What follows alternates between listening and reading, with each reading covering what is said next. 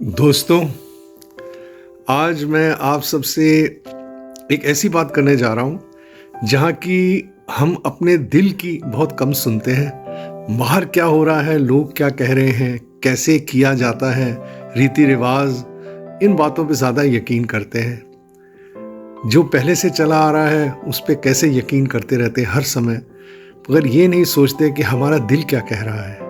हमें सच्चाई हमारा दिल, हमारा हृदय बताता है, जिसमें हमारी आत्मा बसी है। और जब आत्मा और परमात्मा का मिलन होता है तभी हमारा दिल जो है उसमें रोशनी आती है, उस सच्चाई की जो हमें नज़र आती है। तो ऐसी कोई एक कहानियाँ हैं जिनको लेकर आज हम आपके साथ पेश हुए हैं, और ये है हमारे संत कबीर दास की कहानी। तो आइए आगे बढ़ते हैं और देखते हैं कि इसका तात्पर्य हमें कहाँ पर इशारा करता है हमारी ज़िंदगी में अपने अंदर वो चीज़ जीने के लिए जिसके लिए हम अंदर से बेताब हैं, मगर जानते नहीं कि उसको कैसे जिया जाए। चलिए आज हम कबीर दास के एक प्रसिद्ध दोहे को लेकर चर्चा करते हैं। दोहा कुछ इस प्रकार है। माटी का एक नाग बना के पूजे लोग लुगाए, जिंदा नाग जब घर से निकले ले लाठी धमकाए। जिंदा बाप कोई न पूजे, मरे बाद पुजवाए, मुट्ठी भर चावल लेके कौए को बाप बनाए। ये दुनिया कितनी बावरी है जो पत्थर पूजे जाए, घर की चकिया कोई न पूजे जिसका पीसा खाए। इसका तात्पर्य जानने के लिए आइए मैं आपको एक कहानी सुनाता हूं। कहानी का शीर्षक है श्राद्ध और संत कबीर। तो हुआ यूं, एक बार गुरु रामानंद ने कबीर से कहा, हे कबीरा, आज श्राद्ध का दिन है तो पितरों के लिए खीर बनानी है। आप जाइए पितरों की खीर के लिए दूध ले आइए। कबीर उस समय 9 वर्ष के ही थे। कबीर दूध का बर्तन लेकर चल पड़े। चलते चलते आगे एक गाय मरी हुई पड़ी मिली। कबीर ने आसपास से घास को उखाड़कर गाय के पास डाल दिया और वहीं बैठ गए। दूध का बर्तन भी पास ही रख दिया। काफी देर हो गई, कबीर लौटे नहीं। तो गुरु रामानंद ने सोचा, पितरों को छिकाने का टाइम हो गया है, कबीर अभी तक नहीं आए। तो रामानंद जी खुद चल पड़े दूध लेने। चले जा रहे थे तो आगे देखते हैं कि कबीर जी एक मरी हुई गाय के पास बर्तन रखे हैं। गुरु रामानंद बोले, अरे कबीर, तू दूध लेने नहीं गया? कबीर बोले, स्वामी जी, ये गाय पहले घास खाएगी तो ही तो दूध देगी ना। रामानंद बोले, अरे ये गाय तो मरी हुई है, ये घास कैसे खाएगी? कबीर बोले, स्वामी जी, ये गाय तो आज मरी है। जब आज मरी गाय घास नहीं खा सकती तो आपके 100 साल पहले मरे हुए पितर खीर कैसे खाएंगे? ये सुनते ही रामानंद जी मौन हो गए। उन्हें अपनी भूल का एहसास हो गया। कुछ इस प्रकार हम लोग भी जिए जा रहे हैं। जो चलता आया है उसी को आंखें मूंद बिना सवाल किए मानते चले जा रहे हैं। तकरीब 14वीं सदी में ही इतनी बड़ी बात संत कबीर जी बोल गए। लेकिन क्या हम लोगों ने मिट्टी, धातु या पत्थर की बनी मूर्तियों को पूजना छोड़ दिया? नहीं ना। क्यों? कबीर दास के दोहे तो स्कूल में भी पढ़ाए जाते हैं, और जब हम छोटे थे तो इसी दोहे का प्रसंग, तात्पर्य आदि लिखकर हिंदी सब्जेक्ट पास भी कर लिया। बस इतना ही। क्या इस ज्ञान की चर्चा करना हमारा कर्तव्य नहीं बनता? आप ही सोचकर बताएं।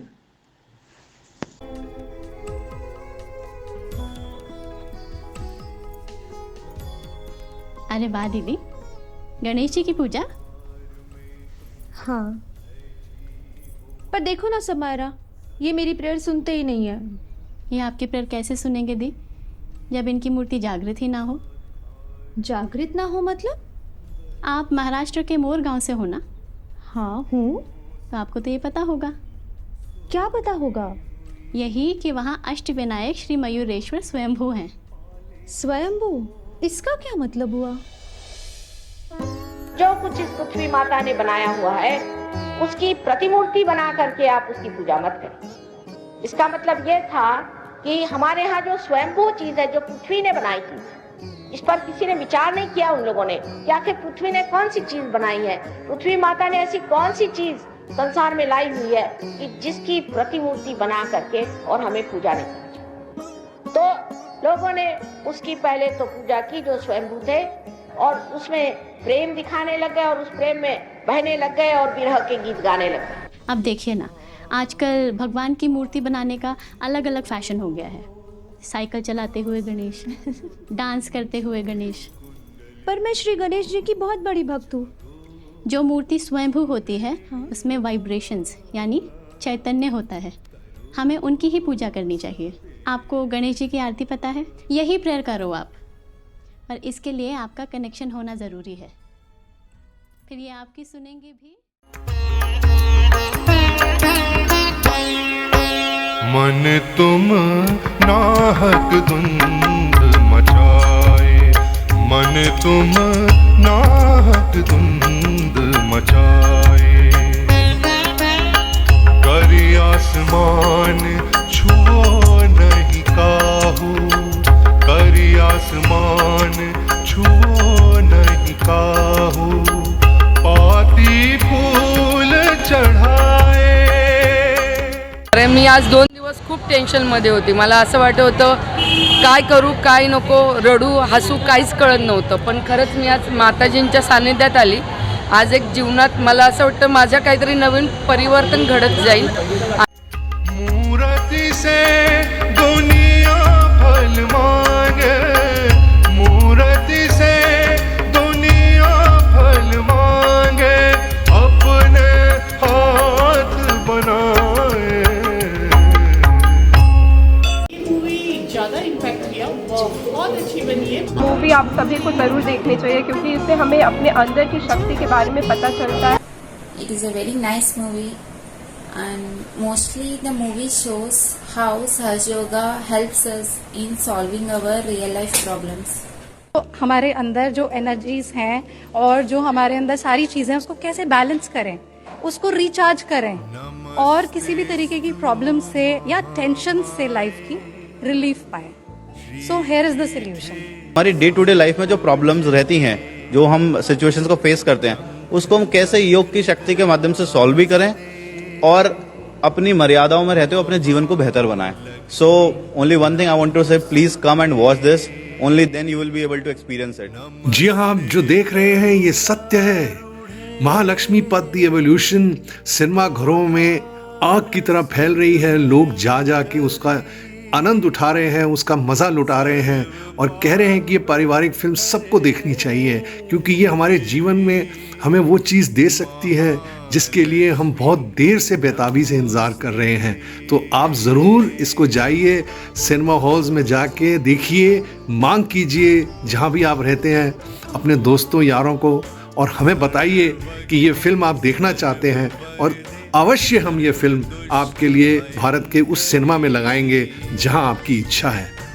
कृपया ये मौका ना गंवाइए, जल्दी करिए। फिल्म 2024 में अब बहुत बड़े पैमाने पे हम भारत के सभी सिनेमा हॉलों में लाने के लिए बेताब हैं, जैसे आप इसको देखने को बेताब हैं। महालक्ष्मी नमोस्तुते, महालक्ष्मी नमोस्तुते।